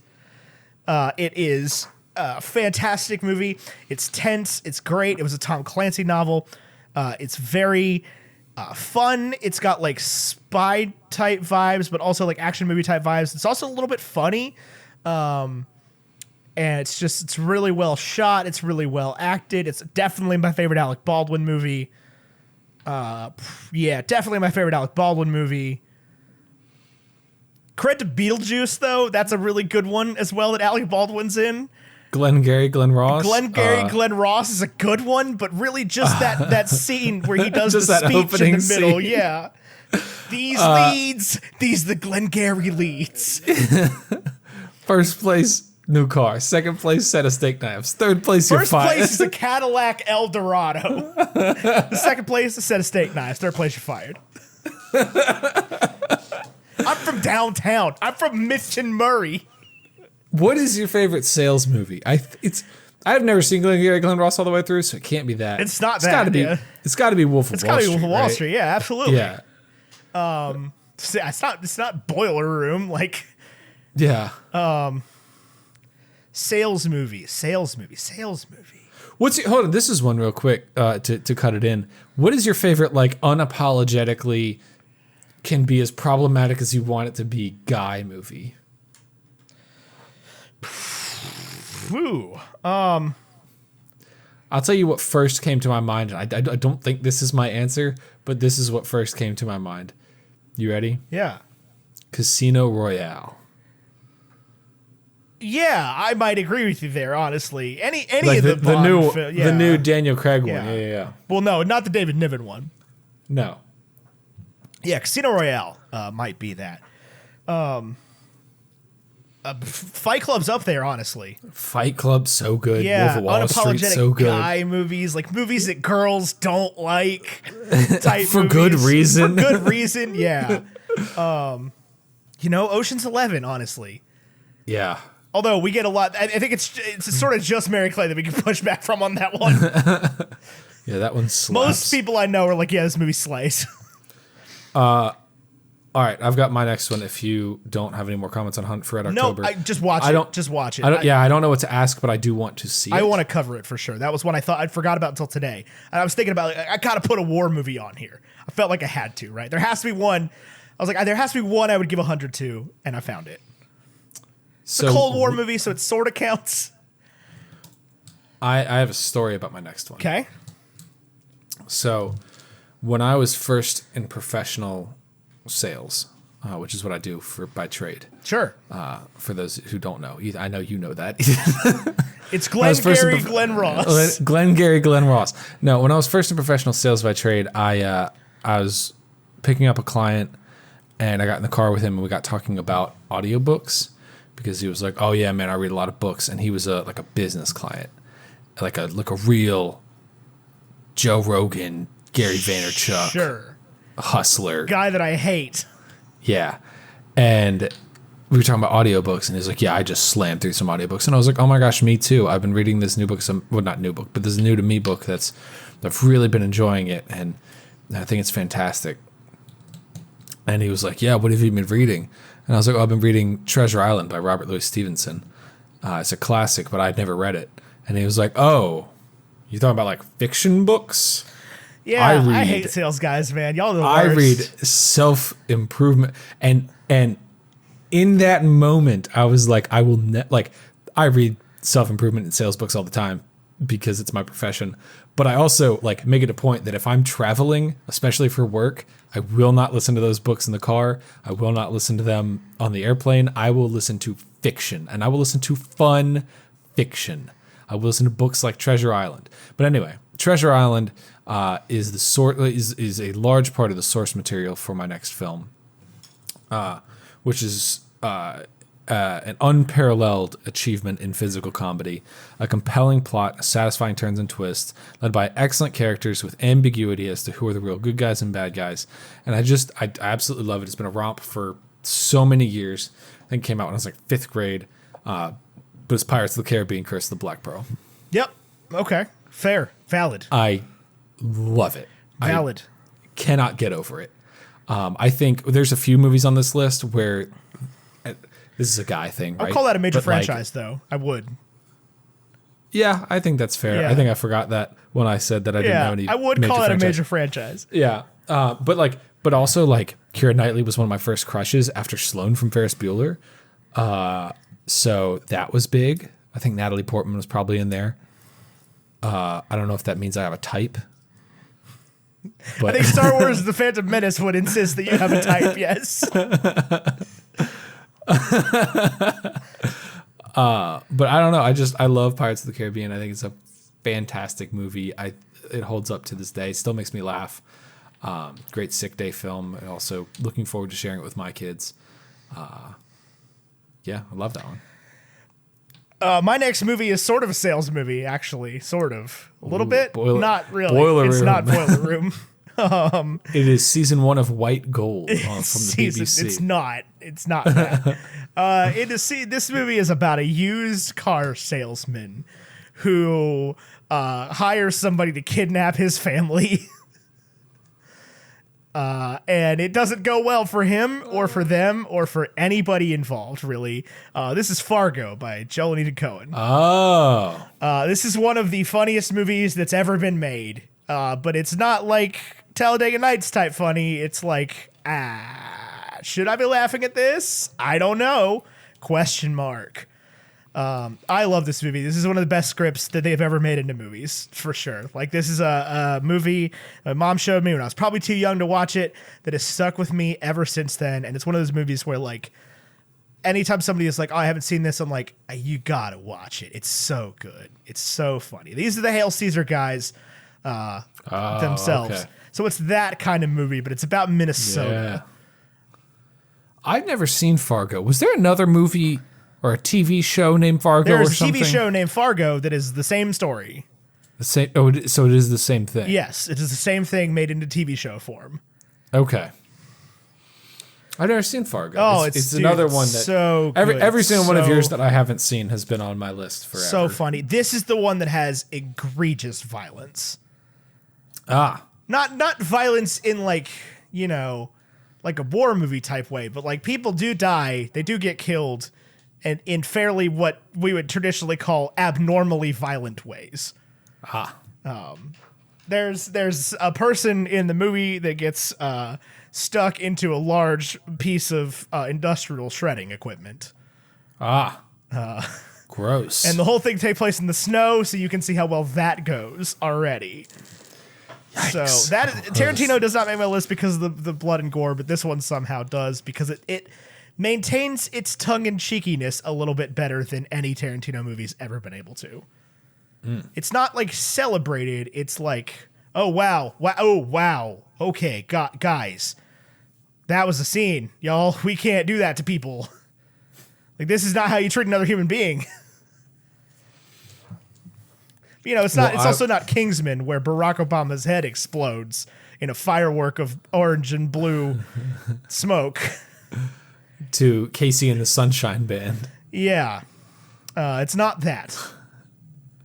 Kingsman didn't make my list, but that would make my list of like unashamedly guy movies that I love. Yes, absolutely. This Fargo, that is a must see for everybody. That is a quintessential. It's canon, right? It's a quintessential film.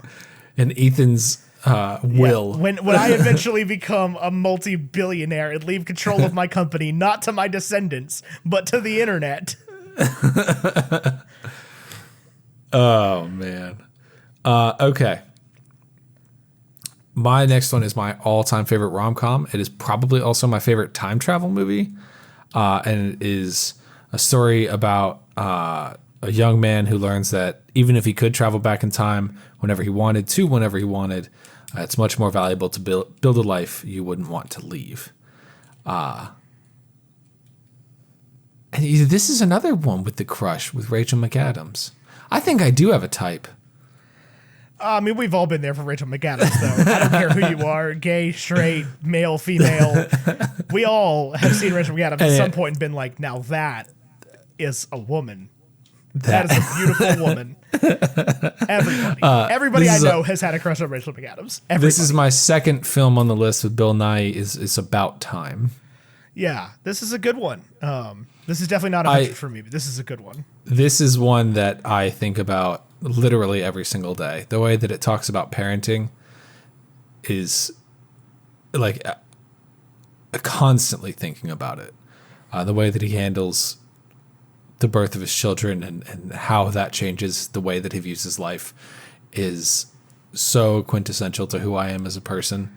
Like, I couldn't imagine thinking a different way about it. And that may be bad. He may be flawed in some way, but I don't think he is. And I think that's why that movie doesn't resonate for me the way it resonates for you, is because we have very because you are not a parent. Well, I'm not a parent, and also, like, boy, what would I give for the opportunity he's giving up by having kids? Yeah. You know, like, so I think that it is not a movie that works for me at this time in my life, because I look at him and I'm like, you're an idiot. I wouldn't trade my kids for anything. Yeah. Well, luckily nobody's to this point made you pick. It's true.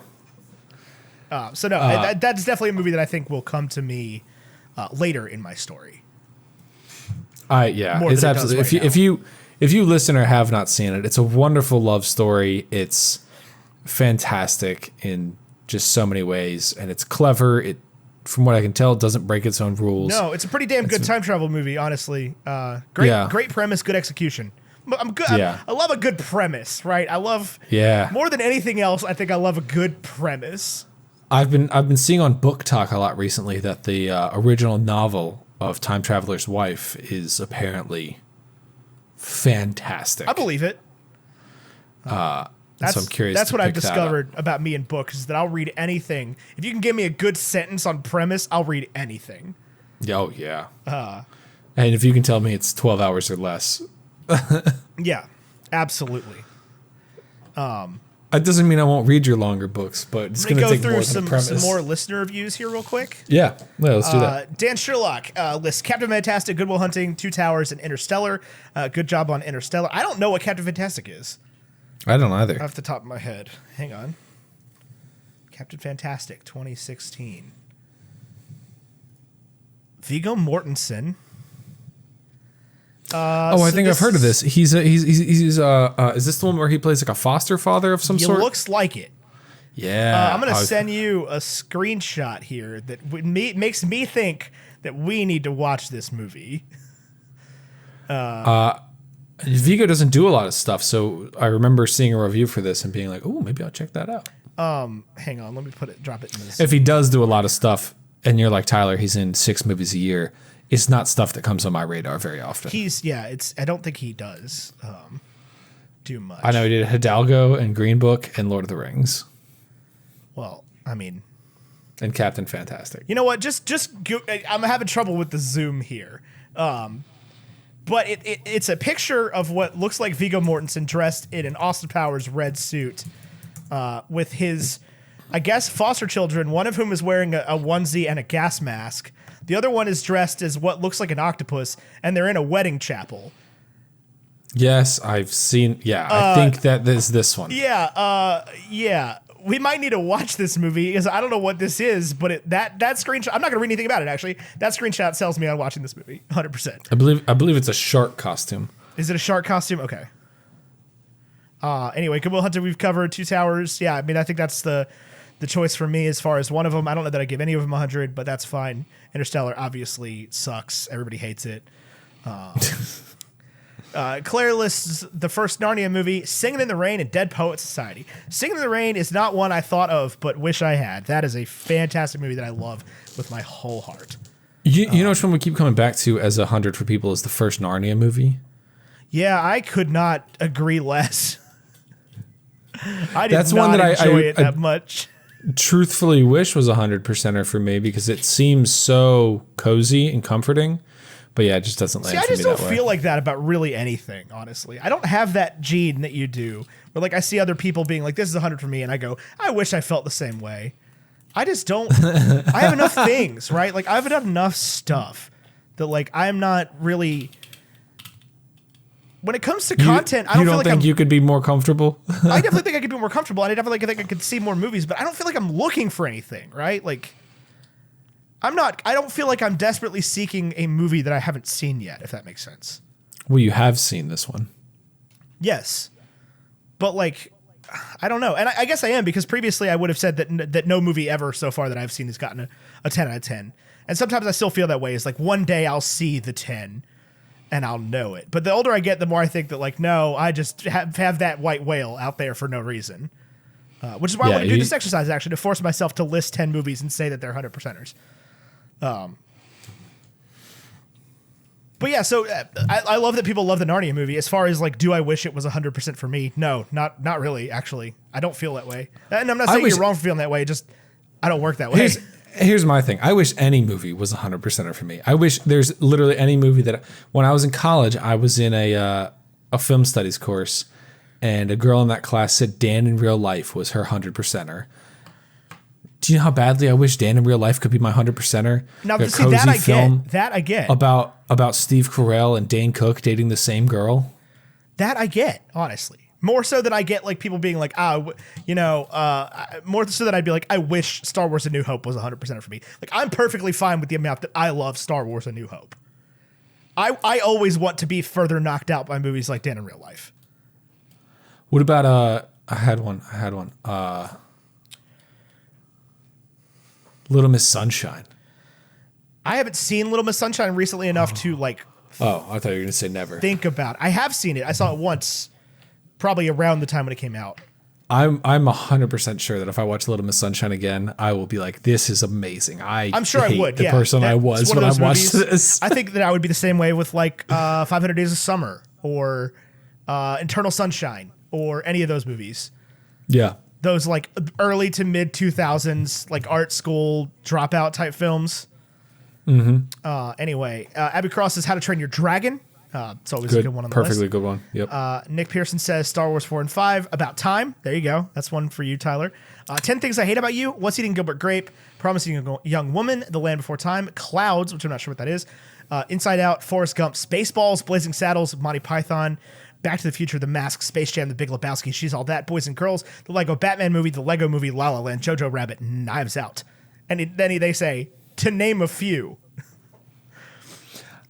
I always feel like people get, when they say to name a few at the end, I feel like they sit there typing like mad. Like, how did you not already say these when we didn't prompt her with anything? I mean, that's how when I responded to that tweet a couple weeks ago or a week ago or whatever, that was like, name a Western you like that's not Tombstone. I was sitting there like, you mother fricker. And I got to the end and had like 3 full tweets worth. And I was like, is that enough for you? Is that enough for you? You got some Westerns? I've got some listener reviews or listener hundreds from the Discord where I can read a little blurb about them. This one comes from the real Wow Snow. Alice in Wonderland 1951. It was my favorite movie when I was little, and there's too much nostalgia for me to see any flaws. Sprinkle Slammer says we used to watch Apollo 13 at Boy Scout camp, and when I was like 14, I watched it again recently, and it still holds up.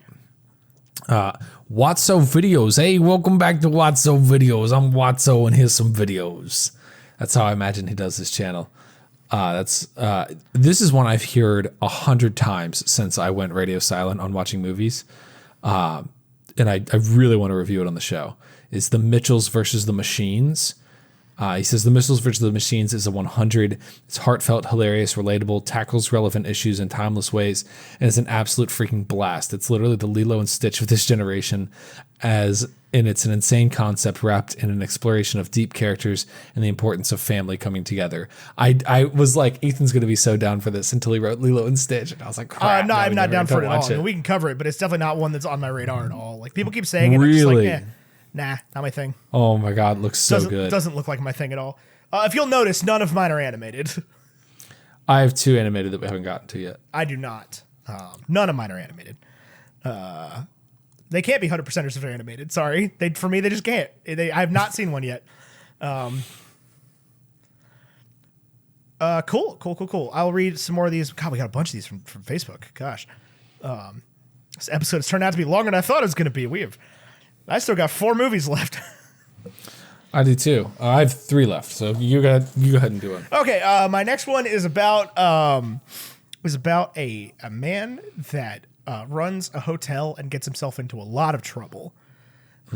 It is a great film by a great director. It's one of my all-time faves. It's The Grand Budapest Hotel by Wes Anderson. It's so pretty. It's so like, it is a movie that I think about every day. Like I don't have to know what goes on in this movie for it to be 100 for me. I just like looking at it, right? It's like, Yes. I want to hang the whole damn thing on my wall, like frame by frame, and just look at it.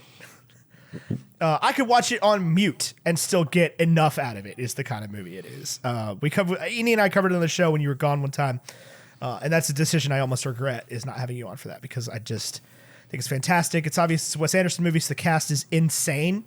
They get everybody in the world in it for like 30 seconds just to come in and play a little bit part. It's I think the true culmination of Wes Anderson's career to this point. Even though he's made movies after that, I do think that is his current peak. In just the terms of visual storytelling, audio storytelling, regular storytelling. They made the movie in 3 different freaking aspect ratios, so you're like, oh, I know what time period it is. Here, this is perfect. That's so wild. It's so crazy. And I'm a sucker for the Wes Anderson aesthetic. What can I say? Like the squares. I like the squares. I like everything being squared off. I like the bright, obnoxious colors that don't work together. It's fantastic, fantastic movie. What's your next one, Tyler? My next one is it's my first animated on the list. It's for anybody who's a fan of like board games, tabletop RPGs. But basically, it's about 2 brothers who set out on a quest for a mystical soul gem and get into a variety of zany antics, from fighting off motorcycle pixies to riding a cheese puff down a river. But what really draws it together and what really makes it fantastic is the relationship between the 2 brothers and the people that they are. They're written to subvert the expectation of any older brother and any younger brother in ways that I think are very real and very raw. And I absolutely love this Dan Scanlon masterpiece that we got in 2019 or 2020 called Onward. Oh, I thought you were going to say Guardians of the Galaxy. I was like, Tyler, you've already done this one, and it's not animated. I know. No, Onward's a good one for sure. Onward is one that, like, this one is mine. Like, so many people, I think, are correct in, like, if we pulled up the rubric on which of the 2020 Pixar films is better, I think Soul checks more boxes. But I just loved Onward so much. It so well resonated with me. I put it on any time and I enjoy it. Yeah, I mean, Onward would have been the best Pixar movie any other year it came out by, like, any margin, right? Like, it blows most of the rest of them out of the water. Right. They just keep churning out hits at this point. Like, they can't... They've crushed it. Back and forth, week in, week out. Soul is fantastic. Doesn't make my list. I do think I like it more now than I did when I first watched it. But I'm terrified to revisit it. Just not because I think it's going to have gotten worse, but because, like, I can't do that to myself right now at all.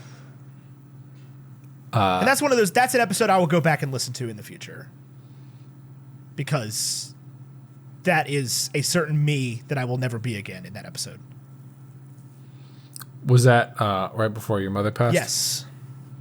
It's the same as, like, when somebody says, somebody that responded to the survey was like, oh, my favorite episode of Bacon and Eggs is the Venom episode. I'm like, me too, kid. That happened. We recorded that like an hour and a half before my dad died. Yeah. So, like, that dude doesn't exist anymore and will never exist. And occasionally I go back and listen to that episode. Just, like, remember what that guy was like.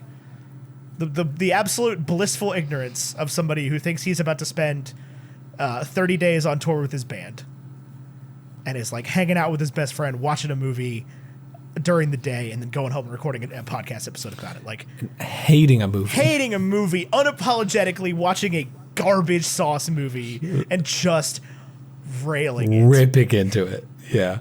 Maybe Venom's not even that bad. I can never be that guy again, right? Like, I will never be that person again. Every single opinion I have on a movie at this point is viewed through a different lens, through different eyes than that guy had. So, like, Venom, I think, will forever be the worst movie I ever see for that reason. Because, like, I need it to be, right? Because nothing can ever make me that happily unhappy ever again. Yeah. Venom might be 100% for that reason. And my next one is actually about a man who finds a symbiote. No, Onward's fantastic. I didn't mean to just cut you off and talk about the different Pixar movie. Onward's fantastic. I absolutely get why that one resonates for you more than any of the rest of them, for sure. Fantastic movie. At no point have I been like, I would not watch Onward right now. No way. Right? Like, so it's not what I put on every night, but if somebody in my house was like, oh, let's watch Onward, I'd be like, yeah, sure, absolutely. It's awesome. Duh. Yeah, love it. Duh. No brainer. My next one is about a person who is a musician at a conservatory. No way. It's Whiplash. Yeah. No way. Yeah, Oh my gosh. It's Whiplash. We could just move on because we already talked about Whiplash, but it definitely makes the list for me as well. Which is crazy because I think we both did. We rate it below Social Network at the end of the year on the year-end list? I think we did. I don't know. I don't have that list pulled up. I'm gonna get it real quick. I will say Social Network didn't make put this. it over Social Network. Social Network didn't make this list, but it is absolutely one of my all-time favorite films, and it is 100%er. Yeah. So honorable mention every day of the week. Yep. Absolutely. Better than a lot of the films I've mentioned. Yes. That's a must-see. Plenty of my movies are not must-sees. That's a must-see. Yeah. That one's canon for sure. Yeah. There are multiple references to the Social Network in My Grail Diary, for sure. Yes. Absolutely. You if it's a quest, you have to find the flip-flops. You have to find the flip-flops. Yes. My next one is also animated. I'm too animated on this one.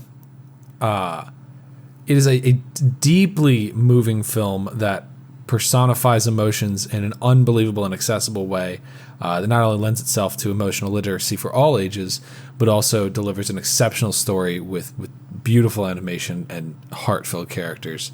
And that's an Inside Out, which honestly wouldn't have been even top-tier Pixar for me until very recently when it was in a Jojo Rabbit episode when we talked about the emotions and how they would have affected in JoJo's mind. And you realize you think about Inside Out every single day. And I was like, this is one of my all-time favorite movies. You're now look at that. no It's longer 100%er. capable of not thinking about yourself as five little yous inside your brain arguing. Yeah. And thinking about who's in the driver's seat and who's got core memories and what my core memories are. Oh, yeah. The amount that I say at this point in my life, oh, that's a core memory, is absolutely true. Yeah. If I had to pick an animated movie, which I didn't for this list, and I did say earlier, like, oh, it can't be. That's not true. There could definitely be animated hundreds, and I think that I would say this one is it. But I did not put it on my list. I don't know why. I thought about it, but honestly, because I knew you were going to say it, I didn't put it on my list because you were like, oh yeah, if I had to pick a Pixar, it'd be Onward and Inside Out. And I'm like, okay, so he's going to do those things. So I didn't pick this for that reason. And I think that again, these are all off the dome. I did not open Google to list of Pixar movies, list of Marvel movies. I think what made them 100%ers for me was when I sat down to think about 100% movies, these are the ones that I came up with. Well, yeah, the only reason I Googled anything is because I wanted to pick ones that we hadn't done on the show to some extent, so I could get. I have maybe two that we haven't done on the show. I think we've done all 9 of mine so far. Maybe one of them we haven't. We haven't done 6 of mine. Yeah. But my next one we haven't done. So. My next one we haven't done as well. My next one's another courtroom movie, actually, but it is a full blast courtroom comedy. I mean, it's a little dramatic and it's very funny. It's about a man who has never won a case in his life, and he goes down to save his nephew. Or not his nephew, obviously, but it goes down to save a family member from getting put in jail in Alabama. It's My Cousin Vinny. Ooh, I've never seen My Joe Cousin Pesci. I think this is one of the funniest movies that's ever been made. It's a movie I think about all the time, and a movie I could quote relentlessly, even to people that don't know it and are like, what the hell are you talking about? And all I got to do is see somebody on TikTok being like, a mint metallic green Pontiac Tempest. And I'm thinking about that movie for the next 4 days. It is one of the funniest movies ever for me. It's so good. It's so poignant because it just rips the legal system to shreds completely. Because, yes, he's a bad attorney, but also it's an absolute farce, this trial is, because, they have just decided that these kids killed somebody, even though there's no evidence whatsoever. And, their eyewitness testimony is BS, and the whole thing is just, it absolutely is a great commentary on the legal system and a commentary on the flaws of the Deep South, and is also just hilarious. I mean, it's Joe Pesci. is just being Joe Pesci. One of the all-time great comedies for me. Movie I think about all the time. What's your last one, T? The last one is a biopic. Okay. This has been. I love biopics. I'm surprised I don't have more of them on. I don't here. have any, honestly. They're either very hit or very miss for me. This is one that I actually haven't revisited in a long time, but growing up was one of my all-time favorite movies. I probably shouldn't have been watching it as young as I was. It tackles some pretty adult themes, and there are like historical events that happen in it that I just never knew existed. And I don't think like I understand the gravity of when I was watching it at like 12. But it is a biopic about an American athlete named Steve Prefontaine. It is bolstered by performances from Billy Crudup and Donald Sutherland, and it is absolutely fantastic. I mean, it just changes the way that I think about biopics and running and the Olympics, and it's called Without Limits. I still have never seen this movie. It is so insanely good. It is like I've met some of the people who so Steve Prefontaine died in a car accident because he drove drunk his friend Frank Shorter home from a party. And I've met Frank Shorter, which I think is pretty cool. Even though like you would think like given that legacy, quote, cool. given that legacy, you'd think was like, are you the good guy? But he like it wasn't his fault. He happened to be at that party, and Steve happened to say he could drive. Like at least that's how the film portrays it. I'm sure that was the case. But yeah, I mean, it's a very, very fantastic film. It's inspirational. It's heartfelt. There's a great love story in it. Yeah, I really like that movie, and I would love to cover it on the podcast sometime. But hey, Tyler, you can pitch more movies, man. You gotta. No, I know I don't know. Hey, See, this is the thing: is you just pitched 7 that we have to cover before we do my one. That's fair, but also you pick all the safe options constantly. I like the safe options. It's easy. My 10th one is one that we absolutely have to cover, and I'm honestly shocked we haven't done yet. Avengers Endgame. No, it's not Avengers Endgame. We did cover that. It is a movie. Well, you know what? I'll just say it's a movie about a guy whose life is a TV show. Oh yeah, it's the Truman Show. This one. Yep. This is this movie stands alone as one of the all-time great looks at the human experience. Really just puts the whole thing on edge, and I think continues somehow to age better and better and better every day. Basically, where like more and more I start thinking like maybe I am in a TV show, right? Like not to like a psychotic level, but to like there has to be some catch, right? Like it's gonna stop at some point. I think what's so interesting to me about the Truman Show is it almost appears as this like horror scenario where Truman is like in a TV show for his whole life. Yeah. But then you look at somebody like Kim Kardashian or Charli D'Amelio, and it's like, no, if given the option to be that famous, a lot of people would take it. A lot of people would take it, yeah. Now, but they take it knowingly. I don't know. I don't think Kim Kardashian knew. Yeah, but like they told her she was on TV, Tyler. Okay. Bad example with Kim Kardashian. The royal family right now, the deconstruction that's happening there. Sure. I think that's very Truman Show, where I can't think of the ones that are leaving with the Oprah interviews and everything, but like that to me is like, yeah, if you weren't given the option and the Truman Show just happened to you, it would suck. Yes. Well, and that's the thing is I think that it's so interesting the fact that Truman doesn't know he's on it, right? Like that's part of the whole thing is that Truman doesn't know that he is on his television show. And on some level that's terrible because like people are profiting off his life, and like his life is scripted basically in a way that he cannot comprehend because he's part of it. But also like he gets some relative degree of safety that none of us can ever hope for, right? Like I would not trade everyone I've ever known lying to me for the level absolutely of not. safety But like, that if he you has. never found out, Right. if you never found out, and like, yes, sure, people have been mean to you, bad things have happened to you, right? But like, you've never been in danger of starving or going homeless or dying, really. Right? You're never in any danger. And I'm not saying that's a good thing, but it's just a very interesting perspective on the human experience. And that's the difference between Truman and Kim Kardashian, right? Is like Kim Kardashian is a celebrity. She gets something out of it in ways that Truman never does. Short of his safety. But Truman gets things that Kim Kardashian can never have, which is a normal life. Where he just gets to live in his suburb and have a pretty dandy existence, by God. Yeah. You know, good afternoon, good evening, and good night.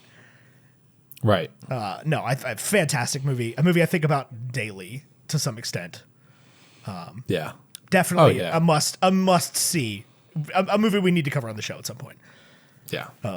And we've talked about it plenty of times. It just never actually got done. Because it is kind of it's not hard not to watch, funny. but it's almost tough to have a conversation about. I disagree. I think you could have an entire, like, I think that's part of the fun of it, is that you could talk about the concepts portrayed in it for hours. Sure, yeah, you definitely could, but I think you also have to, if you're doing it on a podcast, have to get into a little bit inside your own head to some extent, which is a conversation that some people don't always want to get into. Anyway, we've gone long on this, actually. Yeah. So thank you so much for listening. There's other shows on the WBNE network, like Curly Critics. Listen to a preview for them right now. Hi, I'm Curly, and she's Critic, and we're the... No, wait, our introduction goes like this. I'm Carrie. And I'm Jade. And we're the Curly Critics, and we review pop culture every week. Check us out as we review New Girl, The Narnia movies, and coming very soon, Harry Potter. New episodes out every Monday, wherever you get your podcasts or on WBNE.org.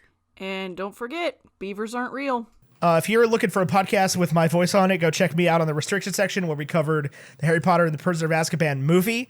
That was out yesterday, Wednesday, June 9th. Today is June 10th, so it came out June 9th, so go listen to that. Show that podcast some love. They were great. I had an absolute blast recording that, and if you want me to be on your show about anything, hit me up. Bang my line. And I will say that Discord DMs are a bad way to get in touch with me. I will let you know that ahead of time.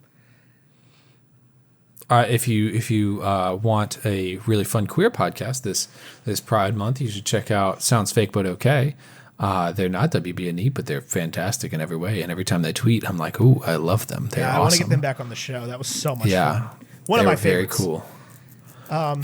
Cool. Anyway, our graphics are by Yeah. Mason Brandon, graphi.bnb on Instagram. Our music's by Andrew Scott Bell, andrewscottbellmusic.com. You can go to patreon.com/baconandeggs to get our extra gifts this month, the podcast, and the songs that we're going to sing to you, and it's going to be fun. I can't wait to get to start recording those. Cool. It's going to be good. Tyler, you got anything else? I don't. Excellent. Well, then, from all of us here at Bacon and Eggs WBNE, I've been Ethan Edgehill. He's been Tyler Carlin. And good afternoon, good evening, and good night. Arrivederci. About time.